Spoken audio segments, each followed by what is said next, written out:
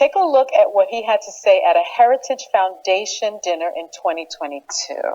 The critical job of institutions such as Heritage is to lay the groundwork, and Heritage does such an incredible job at that. This is a great group, and they're going to lay the groundwork and detail plans for exactly what our movement will do and what your movement will do. And we begin tonight with damning new video from a former Trump cabinet member and key Project 2025 architect, Russell Vought, who confirms what we all know, that Donald Trump has personally had talks with Vought about his work behind Project 2025, and Trump gave him his blessing.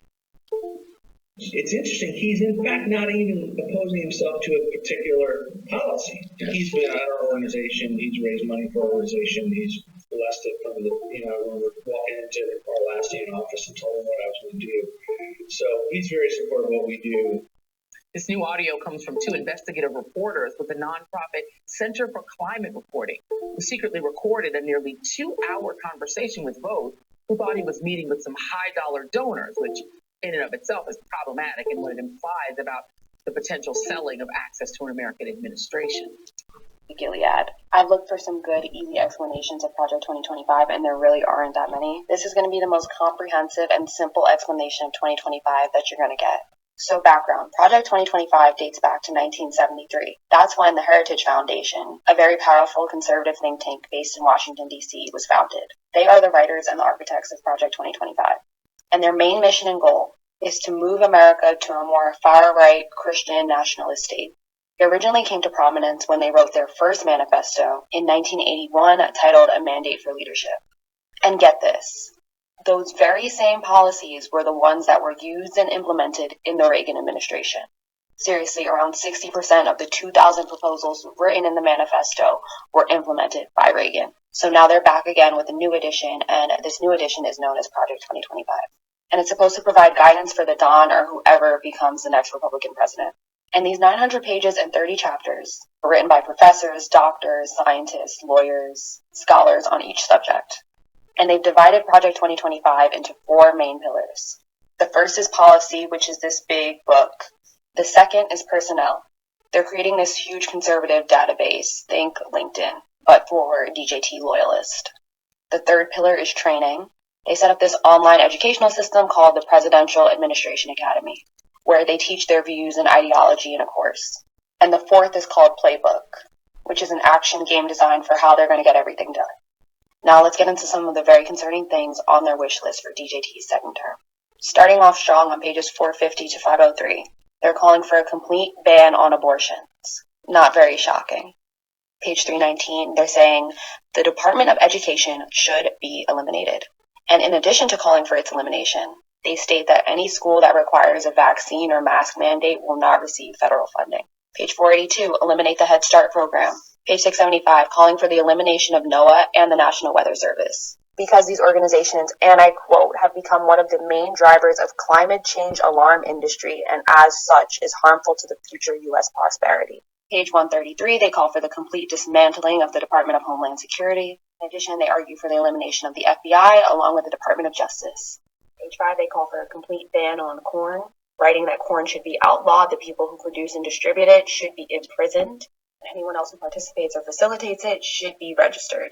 Page 104, reverse policies that allow transgender individuals to serve in the military. Gender dysmorphia is incompatible with the demands of the military service, and the use of public monies for transgender surgeries or to facilitate abortion for service members should be ended.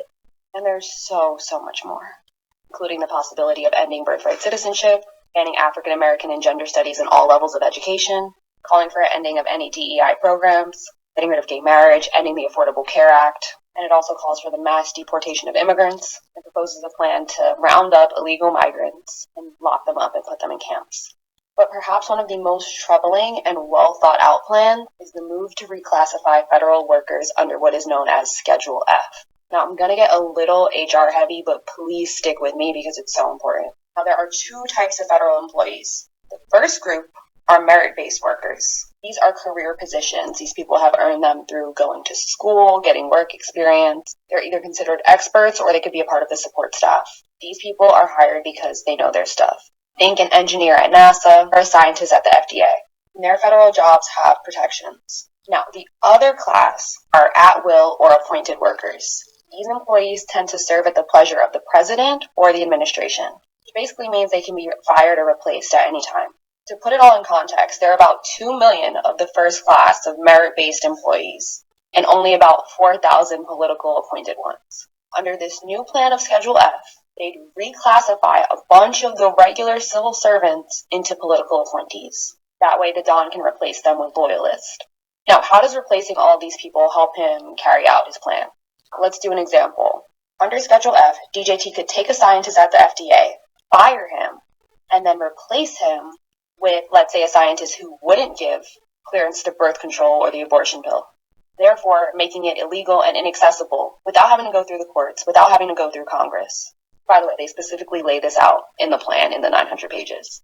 Now, remember what I said about the whole conservative LinkedIn? That's the database they're going to use to fill these positions. A bunch of unqualified loyalists. And in October of 2020, actually, DJT tried to do this. He tried to implement Schedule F. He signed it into order, but then he lost in November. And the whole thing was pretty much a secret, but Biden then immediately repealed it. But if he wins this time, they say it'll be one of the first acts of his presidency. Now, the Don has come out and said he doesn't know anything about this Project 2025 and has been trying to distance himself from it. But at least 26 authors and people who are associated with Project 2025 served in his very own administration, including Russ Voigt, John McKinty, Stephen Miller, and many others. Also, his own platform, Agenda 47, just sounds like a SparkNotes version of Project 2025. The president of the Heritage Foundation is calling Project 2025 the New American Revolution. The second DJT term could lead the way.